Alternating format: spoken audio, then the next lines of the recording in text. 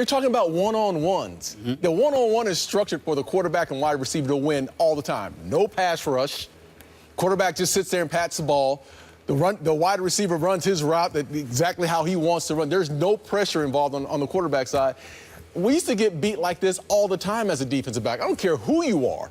In one-on-ones, it's set up for the wide receivers to win, and that's totally unfair. Yeah, one-on-ones, like in the NFL, when Norman's on Odell Beckham, it's set up for the wide receiver to win. No, that's Beckham totally different. Burnt him all day. Yeah, but dropped a couple passes, but thank you. Okay, that doesn't mean. Okay, when you but it's not because Norman was in the. Where was Norman? That's not getting burned when he dropped the pass. Where was Norman? Doesn't matter.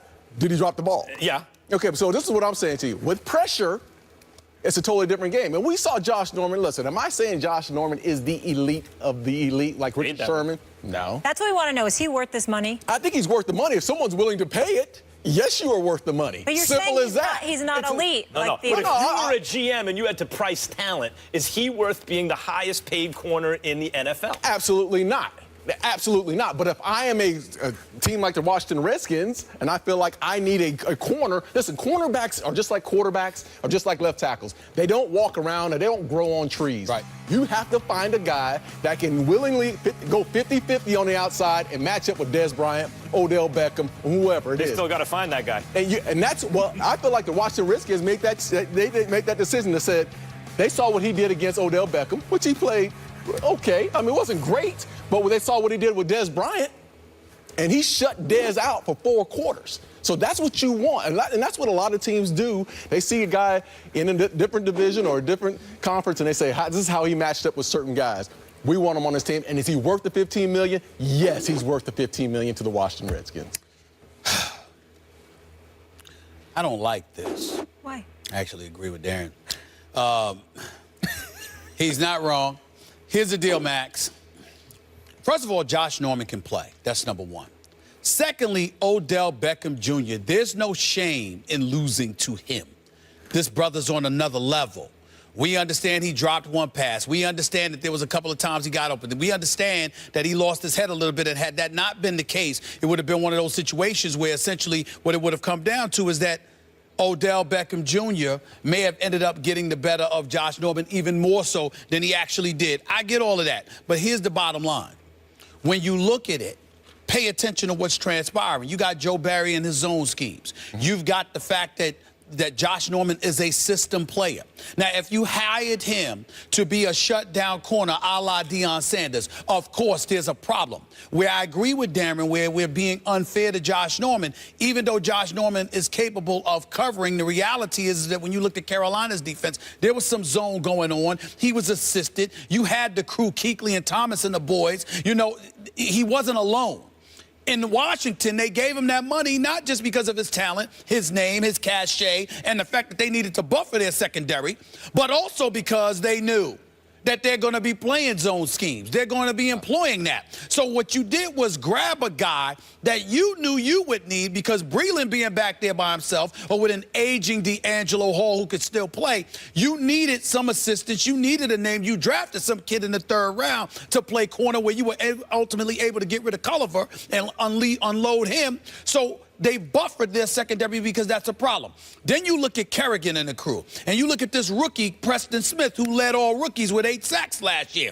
If you're capable of getting to the passer more and you're playing zone, then obviously, like Darren is alluding to, you're going to have a limited amount of time to get at the quarterback. Therefore, you got Josh Norman, who's going to look even better because of that, not to mention the fact that he's going to have help. It's not some kind of matchup with him against Odell Beckham Jr., because if we're being real about it, is there anybody that you know of in the NFL?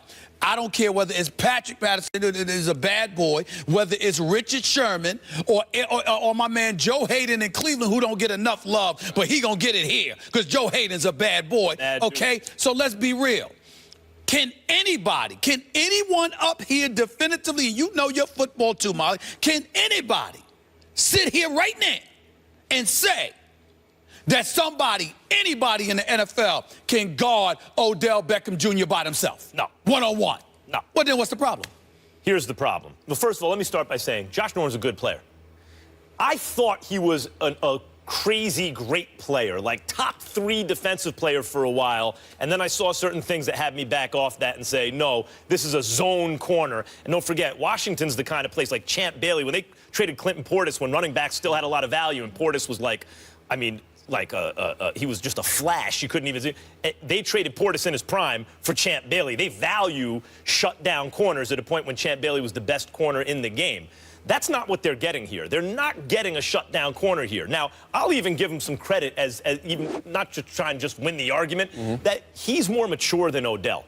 And the fact that Odell had never dropped a pass where he was targeted and just drops the pass in his career, and he dropped 2 that day, I don't think that's a coincidence. I think that Norman applied enough psychological, at least, pressure to Odell that it rattled him. Yeah. And you even hear Odell's comments since then. Odell's still fixated on this dude. And Norman's like, yo, why are you still talking about me? And Odell's the much more famous player and considered even better at his position. I'm not going to argue that. And I also understand if you're going to run zone and different things, he's a very useful player, Josh Norman. I get that. This is my issue. The NFL is a hard cap league.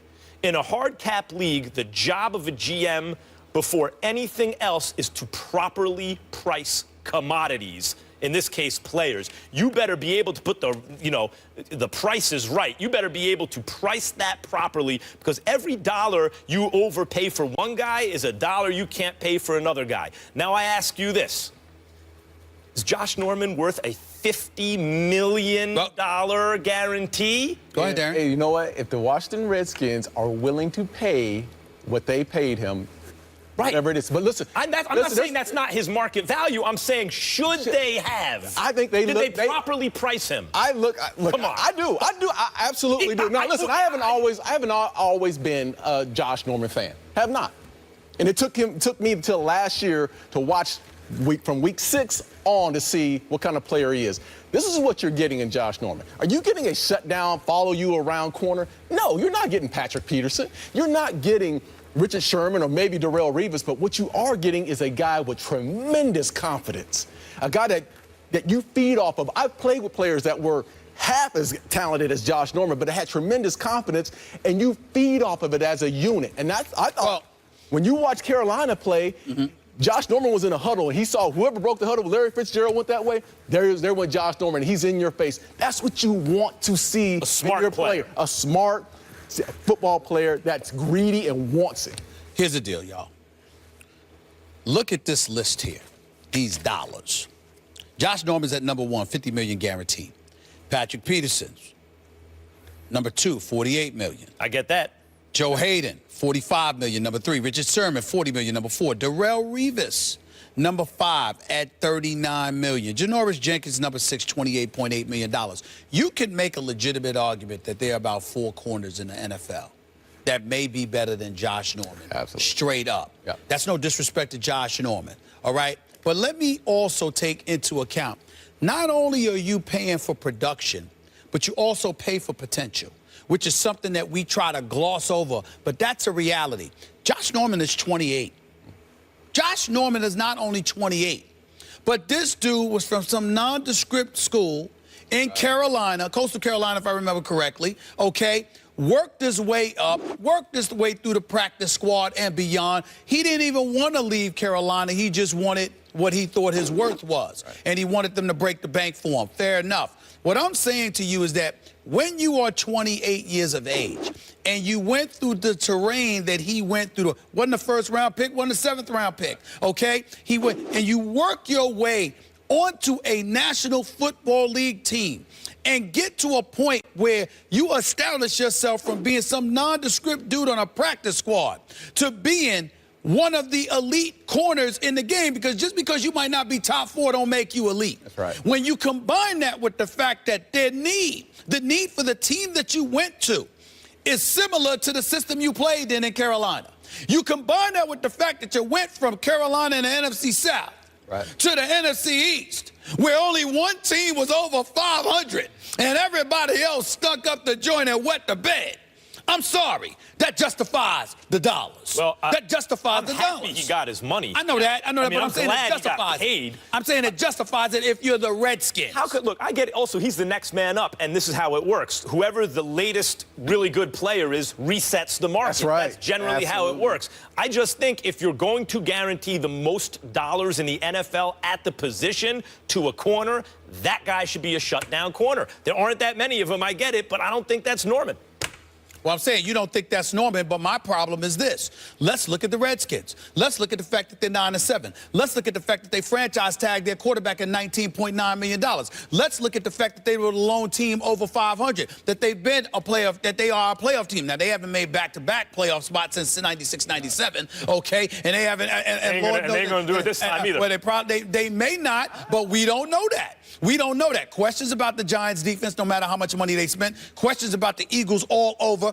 Question about the health and the psyche of your Dallas Cowboys. But they're not knuckleheads, but their actions are indicative of knuckleheadedness. Okay? So you got all of that going on. It's just the truth, Darren. It's just the truth. So I'm just saying, if you look at Washington, you go out, you get Norman. You draft another corner in the 3rd round. You still got Breland, who is elevating, okay? You still got D'Angelo Hall, who is experienced. You got the Ryan Kerrigan. You got a rookie that's got 8 sacks on his docket, backing up Kerrigan. You've got a team with a potential pass rush. Now, they give up too many yards rushing on the first time. That was their impediment on defense, believe it or not. It wasn't their passing defense. It was the fact that they gave up over 5 yards or a rush on first downs. So you take all of that in consideration. If you're in the process of cleaning this up, which Josh Norman's presence will help assist in that matter, then I think it's a good deal. If the point is that they are at a moment of like extreme leverage for a player where the right guy can put them over the top, a tipping point, right? Absolutely. Like Gladwell can tip them in the right direction, and Norman is that guy, then maybe you can justify the $50 million. And I'm saying to you, Max, you better get it done now. But here's what I'm saying to you, Max. Maybe, just maybe, what you're not saying is what you need to say. The Giants stunk up the joint.